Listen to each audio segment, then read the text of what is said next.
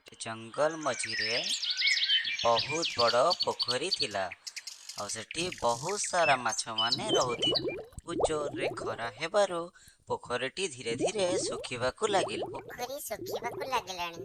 एबे आमे कोन करबा? एबे हमको कम पानी रे ही बंचिकी रहिबाकू पड़िबो। बाकी पशु पक्षी मानको एठो पानी पीबाकू मना करबाकू पड़िबो। जदि सब पानी सुखी जीवो ताहले आमे मरी जीवा।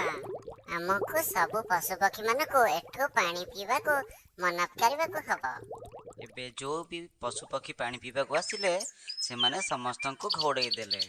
समस्त एठो चली जाओ, एठो केही भी पानी पियो नहीं। एठो पानी सुखी गलानी। सब पानी जदि तमे माने पी दबो हमें एठी बंचिबो केमिति? एठी सब पानी सुखी गला। पोखरी जंगल एठी पानी पीकार अधिकार समस्तिंकर अछि।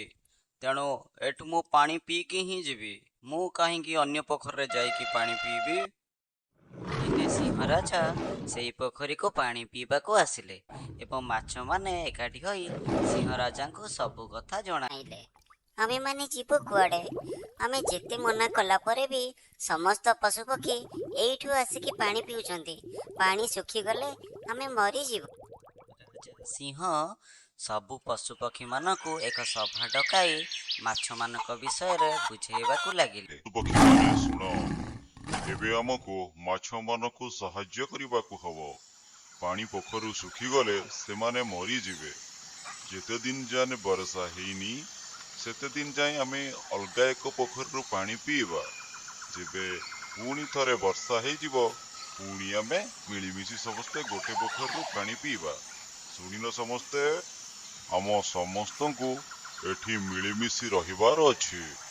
राजांको सबु कथा सुनिबा परे सबु पशु पक्षी माने स्थिर कले आउ गोटे पोखरु जाई पानी पीबा पाई। କିଛି ଦିନ ଗଲା ପରେ ପୁଣି ବର୍ଷା ଜୋରସେ ହେଲା ଏବଂ ପୋଖରୀଟି ପାଣିରେ ଫୁଲ ହେଇଗଲା ଏବଂ ସବୁ ପଶୁ ପକ୍ଷୀମାନଙ୍କୁ ମାଛମାନେ ସ୍ୱାଗତ ଜଣାଇଲେ। ଧନ୍ୟବାଦ ସିଂହ ରାଜା, ଯିଏ ପ୍ରଜାମାନଙ୍କ ସୁଖ ଦୁଃଖ ବୁଝିପାରେ ସିଏ ଜଣେ ହିଁ ଉପଯୁକ୍ତ ରାଜା। सिंह राजा आपको बहुत बहुत धन्यवाद। सिंह राजा जेमिति समस्त को साहाय्य कले आमे माने भी समस्त को साहाय्य करिबा उचित।